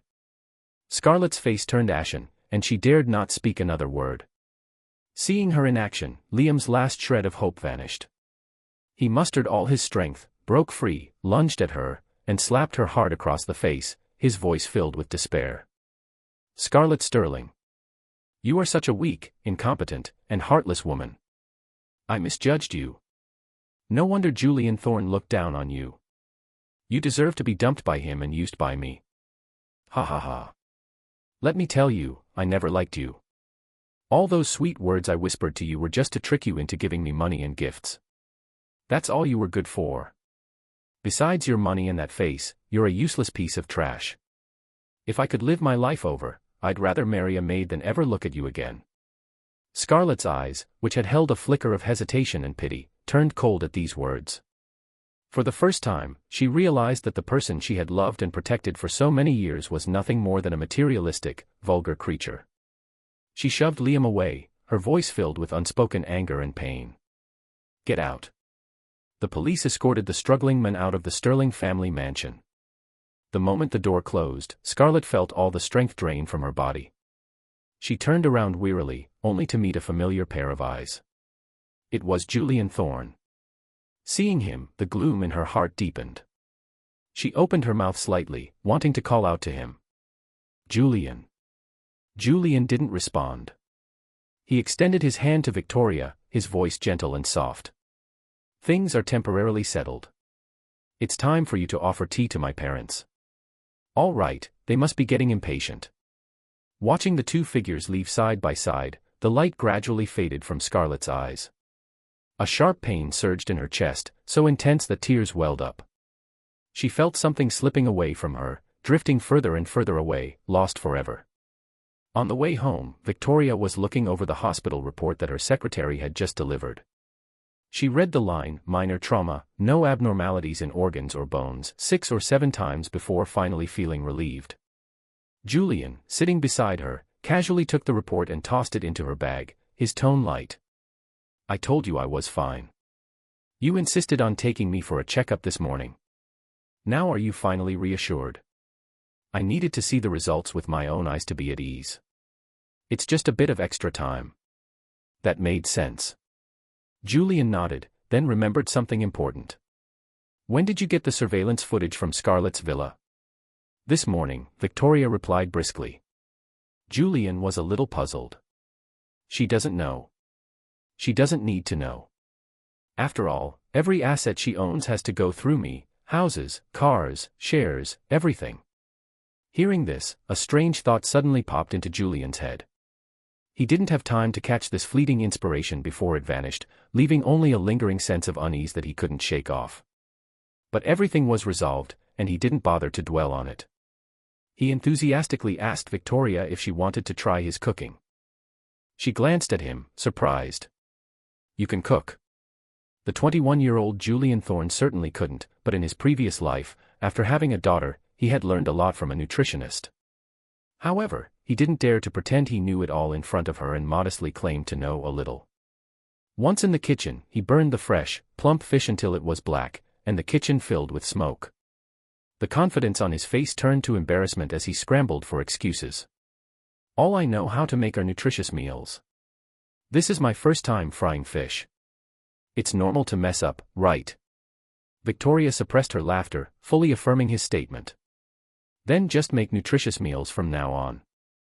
We'll both eat healthily so we can live to 100 and grow old together. It was clearly a well-intentioned statement, but Julian felt a pang of sadness upon hearing it. In his previous life, he had only lived to 35, and she had died in the same year. Together they hadn't even reached 100 years. Although their fates had changed in this life, what lay ahead nobody knew. Seeing the flicker of distraction in his eyes, Victoria guessed he was probably thinking of something unpleasant and quickly changed the subject. But if you don't know how to cook fish, why did you suddenly want to try? That question stumped Julian. He stammered, unable to give a good reason, and finally, a bit annoyed, wiped his blackened hands on her clothes. I heard you liked it, so if I'd known you wouldn't appreciate it, I wouldn't have bothered. Victoria wiped his hands while coaxing him. Even if it's burnt, I'll love anything my husband makes.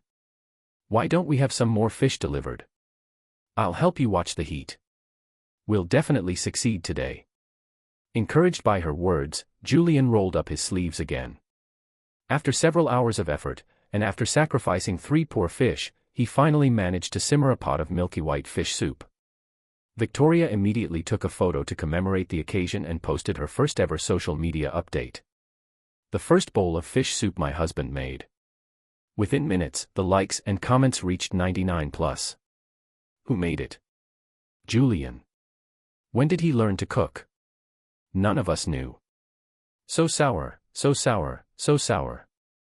Someone make me a bowl of fish soup too. I want to try it too. Get your brother-in-law to show off his skills next time. Scarlett also saw this post. Gazing at the hand adorned with a ring barely visible at the corner of the photo, her desolation reached its peak. This ring was meant to be hers. This bowl of fish soup was also meant to be cooked for her. But now everything was gone. She had nothing left, only a cold, empty room. Where did it all go wrong? Scarlett couldn't figure it out and could only drown her sorrows in alcohol. After a few drinks, her suppressed inhibitions were released, and she couldn't resist calling Julian. It took 4 calls before he finally answered, and all she heard was a faint breath. Dazed and with a heavy voice, she spoke. Julian. I was wrong before. I shouldn't have ignored you time and time again. I'm sorry. I know you have feelings for me and marrying my little aunt was just to spite me, right? Divorce her and come back to me, okay? I promise you, I'll make up for the wedding and the ring. From now on, I'll be with you wholeheartedly. She murmured softly, pouring out all her unspoken feelings, but the other end remained silent. This endless silence made Scarlett feel flustered. Julian, why aren't you saying?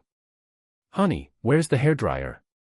Hearing a familiar voice faintly through the phone, Scarlett's breath hitched. The next second, she heard Victoria's voice close and clear. Wait a moment, I'll get it for you. After a gentle response, her tone turned icy. Scarlett, your priority right now is to give an explanation to the police, not to offend your uncle whom you've hurt repeatedly. With a beep, the call was disconnected. Scarlett's heart sank into the darkness. On the other side, Victoria was blow-drying Julian's hair while playing with her phone. She casually asked, "Did someone call just now?" Julian nodded truthfully replying, "Scarlett got drunk again and called to rant. I gave her a piece of my mind for you." A piece of her mind. The phrase used in relation to Scarlett felt somewhat incongruous to Julian, but remembering that she and he were now relatives, a strange feeling of superiority suddenly arose in him, and he couldn't help but ask for clarification. From the sound of your voice, it seems like you often scold her. But aren't you only 6 years older than her? Seeing the curiosity on his face, Victoria chuckled. When she was in kindergarten, she was very naughty. She deliberately pulled the chair away, causing grandfather to fall and be hospitalized for half a month with a fracture. I gave her a good dressing down, and ever since, she's been like a mouse seeing a cat whenever she sees me. So, it left a psychological shadow. Julian finally understood the reason. She's so afraid of you. What do you think of her? Victoria's hand paused, a myriad of complex emotions flashing in her eyes. After a long deliberation, she carefully chose her words. Too impulsive, immature, and not up to the task. A rather objective evaluation. Julian was somewhat amazed by Victoria's spot-on judgment of people and couldn't help but want to ask her opinion of himself. This time, she hesitated even longer. Intelligent, rational, decisive, and most importantly, has good taste. Having lived 2 lifetimes, this was the first time Julian had heard someone describe him with these words. but only he knew that these were lessons he had learned through blood and tears. 7 years of a marriage filled with cold violence, his daughter's tragic death, a life plagued by illness and unfulfilled desires. Even though it was all in the distant past, Julian still felt a pang of sorrow whenever he thought about it. She embraced Victoria, listening to her heartbeat, and slowly worked through those emotions. Everything was a fresh start. Days drifted by, and on the day of the first snowfall, Liam Miller, burdened with multiple charges including theft and premeditated murder, was sentenced by the court to 6 years in prison. When the news reached Scarlett, she was in a drunken stupor, paying it no mind. For the past 6 months, she had immersed herself in a life of debauchery, rarely experiencing moments of clarity. No one could dissuade her, and after each bout of drinking, she would endlessly murmur Julian's name. Her friends exchanged worried glances, but not a single one dared to contact her. To be precise, no one dared to provoke Victoria. After all, the media had several times captured photos of the two of them on their honeymoon abroad, looking like newlyweds deeply in love. Just before the new year, Victoria returned with Julian, their honeymoon concluded, to celebrate the holidays. On New Year's Eve at the Sterling family banquet, she radiantly announced good news to the entire family. "I'm pregnant, and the doctor says it's twins." Amidst a chorus of congratulations, Scarlett, however, lost her composure and dropped her wine glass. The entire family turned to look at her, her face pale as she forced out the word "congratulations" through gritted teeth, summoning all her strength. Every second felt unbearably long. After just 10 minutes, Scarlett made a casual excuse and hastily departed. That night, she didn't sleep nor did she drink but sat lifelessly in a corner, reminiscing about the past. The bright incandescent light illuminated the room, and she stared blankly at the things in the cabinet that Julian had given her. The jar of 999 stars he had folded for her when she was 10, the model he had painstakingly assembled for over half a month when she was 16, the brooch and cufflinks he had personally designed when she was 20. As she looked, Scarlett's eyes reddened. A wave of pain washed over her, her heart feeling as if it were being clenched by a hand, making it hard to breathe. She covered her face, tears streaming down her fingers, soaking her sleeves. From that moment on, she finally understood the meaning of cherishing something only after losing it. Although the babies were only 3 months along, Victoria had already started thinking about names. She had drafted a dozen or so names for both boys and girls, including nicknames, and showed them to Julian. He put down the parenting book he was holding and glanced at them, immediately drawn to one. He picked up the piece of paper looking at the name Stella written on it, his eyes welling up with tears. "Why did you think of this name?" Although unsure why he was so emotional, Victoria immediately embraced him, comforting him softly. "You don't like it? We don't have to use it. We can look at the others." As she spoke, Victoria reached out to take the name and discard it. Julian stopped her, holding the piece of paper close to his heart, a tearful smile on his face. "No, let's use this one. We'll definitely have a daughter, and we'll call her Stella." He said it with such certainty that Victoria reached up to wipe away the tears from the corner of his eyes and handed him another piece of paper. "All right then, for the other child, how about Luna?" Hearing this, Julian realized something was amiss. Stella was the name of his daughter in his previous life, a name chosen by grandfather Sterling. But hearing the pair of names she had chosen, he suddenly realized that the name Stella seemed to be her creation. He recalled that in his previous life, he had taken his child to the old mansion to visit grandfather Sterling, and Victoria, who had been abroad, happened to be back. When they were leaving, they met at the door. After he greeted her, he was about to take his leave, but she uncharacteristically stopped him. "You brought the child back alone. Where is she?" At that time, Scarlett was still immersed in the devastating news of Liam's marriage, drowning her sorrows in alcohol night after night, rarely seen for days on end. His heart ached, yet he still tried to cover for her. "She's been busy lately. I didn't want to disturb her work, so I came back alone." Even after all these years, Julian still remembered the look Victoria gave him then. It was clouded, inscrutable, and tinged with a hint of hidden pain. He hadn't understood it then. Now recalling it, his heart was filled with mixed emotions. In his previous life, he had been filled with a reckless courage, determined to see things through. She too had concealed her innermost thoughts so perfectly. And so, the two of them had missed out on so many years. 7 months later, Victoria gave birth to twin daughters. He and Victoria had agreed that their elder daughter, Stella, would inherit the Sterling family business, and their younger daughter, Luna, would inherit the Thorne family business. During Victoria's pregnancy, he had stayed by her side while also taking care of her work for the next 6 months. Therefore, after the children were born, Victoria had plenty of time to help take care of them, and with the additional support from Julian's mother, Victoria enjoyed a leisurely life after her postpartum confinement. The couple took their children back to the old family residence. The old master was overjoyed and divided the jewelry left by the old madam into 2 portions, giving them all to his 2 great-granddaughters. The other elder members of the Sterling family had also prepared generous gifts. Scarlett's father and mother even transferred ownership of their private amusement park, saying it was a welcome gift for their granddaughters. Julian remembered that this amusement park had originally been under Scarlett's name. He subconsciously glanced at her, only to realize that after not seeing her for several months, she looked haggard and almost unrecognizable. Perhaps sensing his gaze, Scarlett raised her head. Her bloodshot eyes flickered for a moment, and then she looked away. Victoria also followed his gaze and frowned slightly. In the years since she and Julian had been married, she had rarely inquired about Scarlett's affairs, but she had heard some rumors from time to time. Although Victoria disliked her spoiled princess attitude, she was still the daughter of her eldest brother.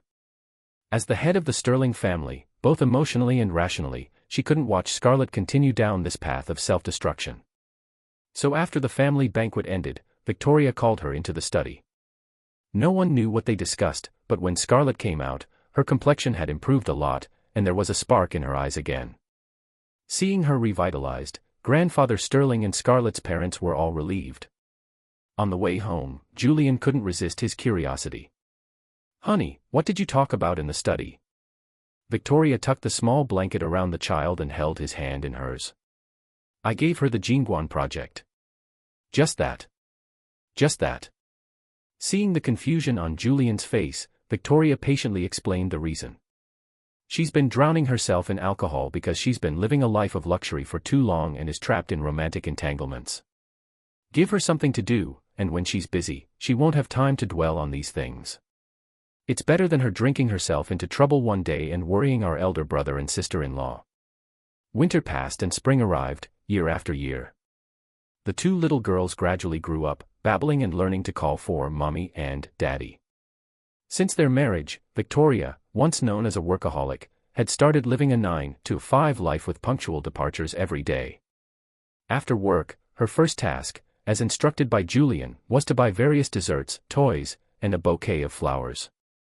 Before they even entered the house, the 2 little ones would hear their footsteps and rush over, calling "Mommy, Mommy," non-stop. The decisive and resolute female CEO in the business world was completely overwhelmed by her daughter's siege. Sometimes she would take the elder one on the swing, other times she would take the younger one to play with the toy train, not getting a moment's rest. After 4 or 5 years of such torture, Victoria couldn't take it anymore. As soon as the children reached the right age, she sent them to kindergarten. On the first day of school, after waving goodbye and watching the 2 little figures disappear behind the door, she let out a long sigh of relief and left holding Julian's hand. Seeing her eagerness, he clicked his tongue and teased with a smile. "I wonder who it was that said 2 daughters were wonderful and wanted to be with them every moment as they grew up, even saying they wanted to open a kindergarten at home. It's only been a few years, and you can't stand it anymore." Victoria pressed her temples, deeply regretting her youthful ignorance. "Neither of us is particularly lively, so how did we end up with 2 kids who are each more boisterous than the other?" On this matter, Julian had plenty to say. He looked at her steadily, speaking with heartfelt earnestness. "It's not that you spoil them too much. If I say just a few words, you're there smoothing things over. How could they possibly calm down? If you ask me, you're just creating your own problems." After being lectured, Victoria didn't dare say a word. Seeing her silently accepting the criticism, their driver, Uncle Lou, couldn't help but chuckle. "Sir, ever since you married President Sterling, her standing in the family has been declining day by day. Who would have thought that someone who used to be so stern with everyone would become such a gentle person?" Victoria shook her head helplessly, unable to refute. Julian covered his mouth, snickering, his eyes brimming with mirth. "Uncle Lou, don't let her gloomy face fool you. She's actually enjoying it. That's right, sir. You don't know, but the employees at the company are very grateful to you. They say that after President Sterling got married, she realized the importance of family. Everyone doesn't have to work overtime anymore, they just leave with President Sterling when it's time. In that case, Uncle Lou, park the car on the side of the road, and you can go home too. Since the boss had spoken, Uncle Lou didn't dawdle. He quickly parked the car and handed over the keys. Victoria got into the driver's seat and entered an address into the display screen. Julian, unsure what she was up to now, casually asked, "What are we going to Mount Serenity for?" "Date. The weather is so nice, and I heard there's a new hot spring resort there. It would be nice to see the autumn scenery." Julian had already planned to go home and take a nap, and he objected to this unannounced trip. Victoria softened her voice and negotiated with him. "How long has it been since we had some time alone? Husband, it's a rare opportunity." Julian couldn't resist her and could only agree. After enjoying a comfortable soak in the hot springs, the couple nestled together in front of the floor-to-ceiling window, gazing at the mountain covered with green pines and red leaves. Victoria carefully adjusted the bath towel draped over his shoulders, her movements patient and meticulous. Looking at those gentle eyes so close to him, Julian felt a surreal sensation. Could a life of harmonious bliss really be a part of his life? After being stared at for a while, Victoria playfully tapped his nose. "What's wrong? Daydreaming again?" After a long moment of contemplation, Julian asked her a question. "Back then, if I hadn't married you, oh no, if I hadn't entered the Sterling family, would you have married someone else?" "No." "What? Why?" Victoria wrapped her arm around his shoulder and leaned back against the chair, her deep, dark eyes looking into the distance. "If it wasn't for a marriage alliance, I wouldn't have considered getting married at all." Julian knew she was telling the truth, and he also knew she wasn't telling the whole truth. For instance, in the first sentence, she omitted the "with you" between "wasn't for" and "a marriage alliance." She wouldn't have married anyone but him. Julian had already known the answer in their previous life, so he believed it without a doubt. But in this life, they'd been married for so many years, and their children were already so big, yet she still kept her secret crush on him so tightly under wraps. Julian somewhat admired her self-control. On the twins' 6th birthday, the old master planned a grand celebration for them. Julian took 2 days off from work, and the family of 4 arrived at the old mansion a day early. As the banquet was about to begin, the castle cake that had been ordered days in advance still hadn't arrived. Victoria wanted to drive to the bakery to inquire, but Julian refused to let her leave, preferring to have the servants whip up 2 makeshift cakes instead. However, she knew how much the children had been looking forward to the castle cake and didn't want to disappoint them. The old master, doting on his great-grandchildren, also urged her to go and quickly return. But Julian remained adamant. Victoria was about to try and reason with him, but when she saw the slight tremor in his hands and the anxiety in his eyes, her heart softened, and she put down the car keys. "It's our birthday. What's wrong? If you don't want me to go, then I won't." "Cheer up, okay." Only then did Julian slowly calm down, but he still refused to let go of her hand. He remembered all too clearly that in his previous life, Victoria had been in a car accident on the twins' 6th birthday. Although the course of events had changed in this life, he didn't dare to take any chances. He had already experienced the pain of losing a loved one once, so this time, no matter what, he had to keep her by his side. When the 2 little girls learned that the castle cake wouldn't be delivered, their faces fell. Holding hands, they sat on the swing in the garden, sighing repeatedly. Scarlett, who had just returned, saw them, and a gentle smile spread across her face. Carrying the carefully prepared gifts, she walked over to them, intending to give them a surprise, when she overheard the 2 little girls whispering. "Why won't Daddy let Mommy go get our cake?" "I don't know, but if Daddy says no, Mommy will definitely listen to him." "Never mind, we'll ask Mommy to buy a new one next year. We'll be a year older then, so the castle will definitely be even bigger and prettier." Hearing this, Scarlett's heart stirred.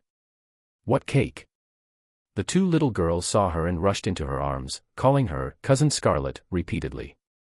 Then, in their childish voices, they told her about the cake. Scarlett nodded, handed them their gifts, and stroked their heads. "Why don't you 2 stay here and wait obediently? Cousin will go and get the cake for you." The little girls didn't immediately agree but instead each took one of her hands. "It's okay, cousin. Mommy said we'll just have a regular cake today. If she finds out, she'll definitely be angry." "That's right, cousin. If you go now, you won't be back in time for us to blow out the candles, and then there won't be enough cake." Looking at their mischievous expressions, Scarlett felt as if she was seeing two miniature Julians standing before her. She could still vividly remember the image of him as a child following her around and calling her Scarlett. It was a pity that everything was in the past. She closed her eyes, hiding the emotions in them, and forced a smile again. "It's okay. As long as you don't tell Mommy, Cousin will go and get the cake for you. And you must remember to secretly save a piece of birthday cake for Cousin."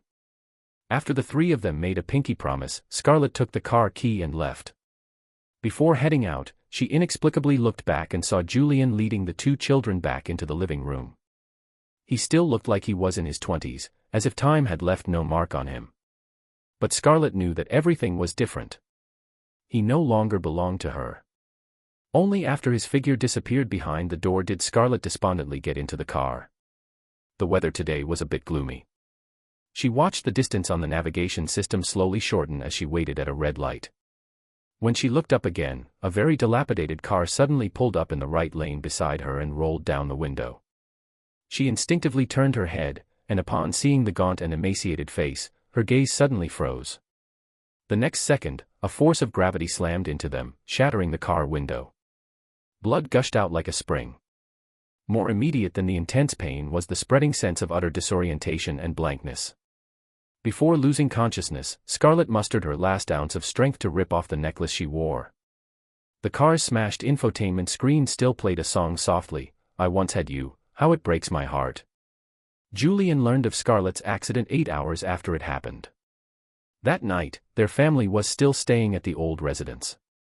The two girls were already asleep, still murmuring in their dreams about saving a piece of cake. The couple, thinking they were still daydreaming about the castle cake, were discussing reordering one for the next day when Victoria received the call. Her smiling face instantly turned serious as she quickly threw on a coat. "Big brother said Scarlett was in a car accident.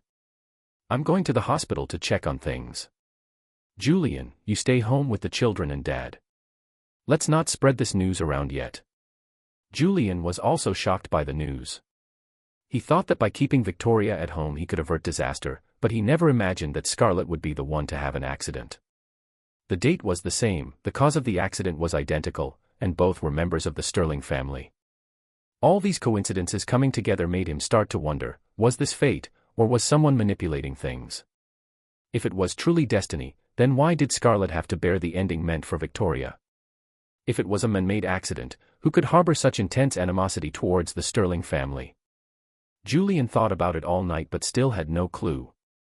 At daybreak, he received a text message from Victoria, "Rescue failed." Just two simple words, but Julian understood their meaning clearly. He clenched his fists and closed his eyes, his heart, which had been racing all night, suddenly plunged into the abyss. Over the years, he had actually let go of past grievances. He regarded Scarlett as merely a distant relative, but there were still more than 10 years of affection, and to suddenly hear the news of her passing, he still felt a little breathless. More than sadness, his current mood was closer to bewildered helplessness. There is a sense of the futility of a deceased passing, there's also a fear of the capriciousness of fate. After the funeral, Victoria shared the investigation results with Julian. The police said it was intentional murder, but currently, there's no information about the killer. The car had no license plate, the police said it was likely stolen from a junkyard, and they're still investigating. From the time of the accident until the doctors declared the rescue a failure, Scarlett was clutching a necklace. We don't know if it was left by the killer or if it has some other meaning. Hearing this, Julian frowned slightly. A necklace? What necklace? Victoria took out the photo she had taken at the hospital and handed it to him. With just one glance, Julian recognized the blood-stained necklace. It was the gift Scarlett had given him for his coming of age. The day before his and Victoria's wedding, he had ripped the necklace off and returned it to her. He never imagined that after all this time, she would still have kept it. For a moment, emotion surged within him. In addition to this, a thought kept flashing in his mind, but for the moment, he didn't have any clue as to what it was. After Scarlett passed away, Victoria took the children back to the old house every week to spend more time with grandfather Sterling. Everyone tacitly avoided mentioning that name. In the eyes of the two young girls, Cousin Scarlett had simply gone to a very, very far away place, and it was uncertain when she would return. Every time Victoria bought a cake, they would always save a piece in the refrigerator. Time gradually diluted the atmosphere of grief in the house. The two little girls grew more and more mischievous with age, and if one wasn't careful, they would turn the house upside down. Julian had just woken up from his nap when he saw them sneaking around in a corner, rummaging through something. He was about to walk over and scare them when the two of them waved a few sheets of paper and ran over. "Dad, who is Star?" "Julian." "Why did Mommy write so many letters to him?" Julian was taken aback, only then realizing that the things in their hands looked familiar. They were the love letters Victoria had hidden. In their 7 years of marriage, he had searched the entire bedroom but couldn't find them, and now the two children had discovered them. Julian couldn't help but feel a bit exasperated. He put the things in a box and put it away, then whispered a few words to them. When Victoria returned, the two little girls excitedly ran up and surrounded her. "Mom, who is Star? Why did you write so many letters to him?" Seeing the things in their hands, Victoria's eyelids twitched. Just as she was about to take them, she heard Julian's cough. He leaned against the railing on the second floor, his eyes curved in a smile like a cunning fox. Just by seeing his expression, she knew he had definitely read the letters. The secret she had kept hidden in her heart for over a decade was now exposed, but she felt a sense of relief. The nanny took the children outside to play, and she walked up to Julian with the letters. Before she could speak, he preemptively cleared his name. "Your precious daughters dug them out.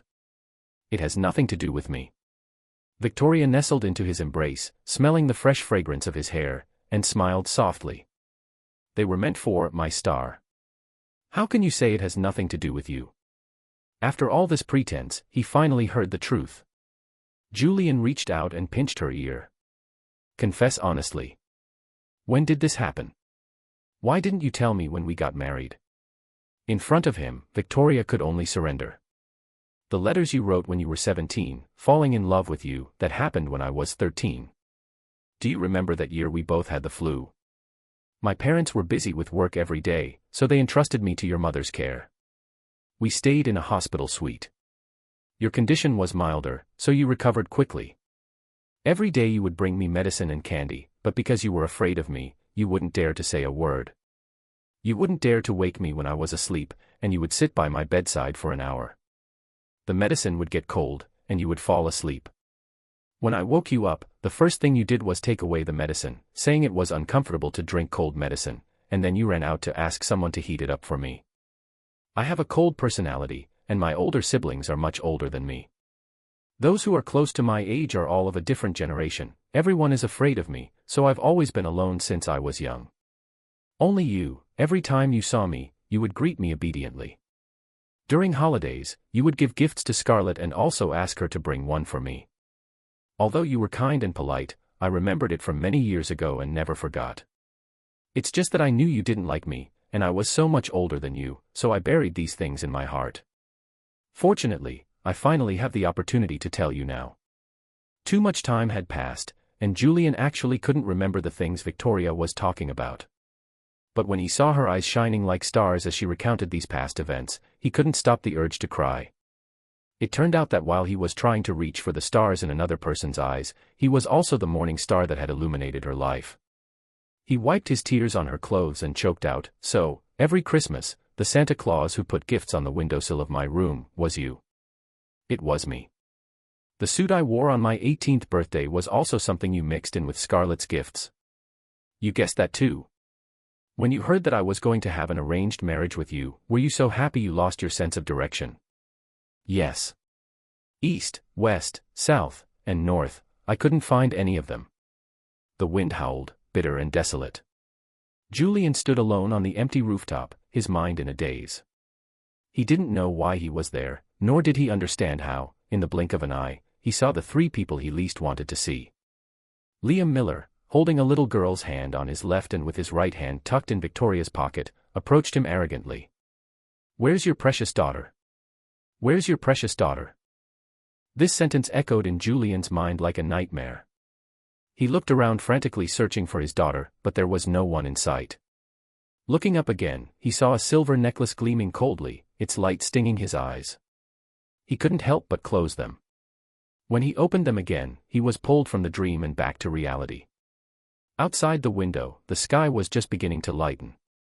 The small night light on the bedside table illuminated the calendar. Today was December 7th. On the same day in his previous life, kidnappers had abducted his daughter and pushed her from the rooftop, and he, in the early hours of this day, had dreamt of that scene again. He gasped for breath, trying to wipe the cold sweat beading on his forehead. The slight movement of his hand woke Victoria, who was sleeping soundly beside him. She opened her eyes sleepily, her voice thick with drowsiness. "Did you have a nightmare?" Julian didn't want to worry her, so he shook his head gently. "I'm a little hot. I'll adjust the air conditioning. Go back to sleep, it's still early." The person beside him hummed in agreement and quickly fell back asleep. But Julian couldn't fall asleep for a long time. He replayed the scenes from his dream over and over in his mind, but the memories faded quickly, and by dawn, the only thing he could remember was that necklace. Necklace, necklace, what did it mean? As Julian pondered, he unconsciously reached for his neck. He felt nothing. This emptiness gave him a jolt, reminding him of an old incident. The reason he had returned the necklace to Scarlett was because Liam had taken a liking to it. He was so jealous of his life and wanted to take everything he had, that must have included the necklace. Scarlett had been clutching the necklace tightly before she died. Was she trying to tell him that Liam was the one who killed her? Realizing this, Julian shuddered. Some things that had puzzled him for a long time were now clear. In his previous life, Liam and Scarlett were together. He faced two major obstacles on his path to becoming Scarlett's husband, Julian, and Victoria, who controlled the lifeline of the entire Sterling family.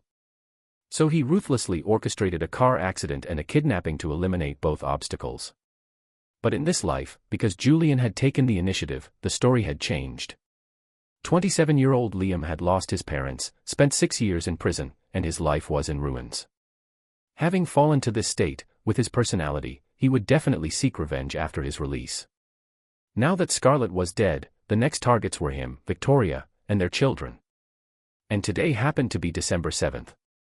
Everything coincided with his previous life. So it was all a conspiracy. Having finally understood everything, Julian quickly shook the person beside him awake, urging her to get up. After the couple found the police officer in charge of the car accident case, Julian mentioned the necklace. The police quickly used this clue to track Liam's whereabouts. The couple stayed home with their 2 children all day and finally received a call from the police in the evening. "Mr. Thorne, based on the clues you provided, we successfully apprehended Liam Miller and his accomplice outside the kindergarten. He has confessed to the crime." Hearing this result, the weight that had been pressing on Julian's heart instantly dissipated. The 2 innocent daughters, seeing his relaxed expression, finally dared to run into his arms and act spoiled. "Daddy, I'm hungry. I want sweet and sour pork ribs." "Don't make pork ribs for my sister, she lost a tooth yesterday and can't eat them. Let's have shrimp, okay?" All they think about is food, day in and day out. A hint of exasperation flashed in Julian's eyes. He reached out and nudged Victoria, tilting his chin towards the kitchen. "The kids are hungry. Shouldn't you be a little more proactive?" Victoria consciously stood up, but before she could take a step, the 2 children held her back. "If Mommy cooks, let's eat out. We can ask the chef to cook too." "I don't want Mommy's cooking, it's too salty, too salty." The family's laughter and chatter gradually faded into the distance amidst the gradually lighting up homes. And tonight, the Green Mountains stood tall, and the floating clouds drifted far.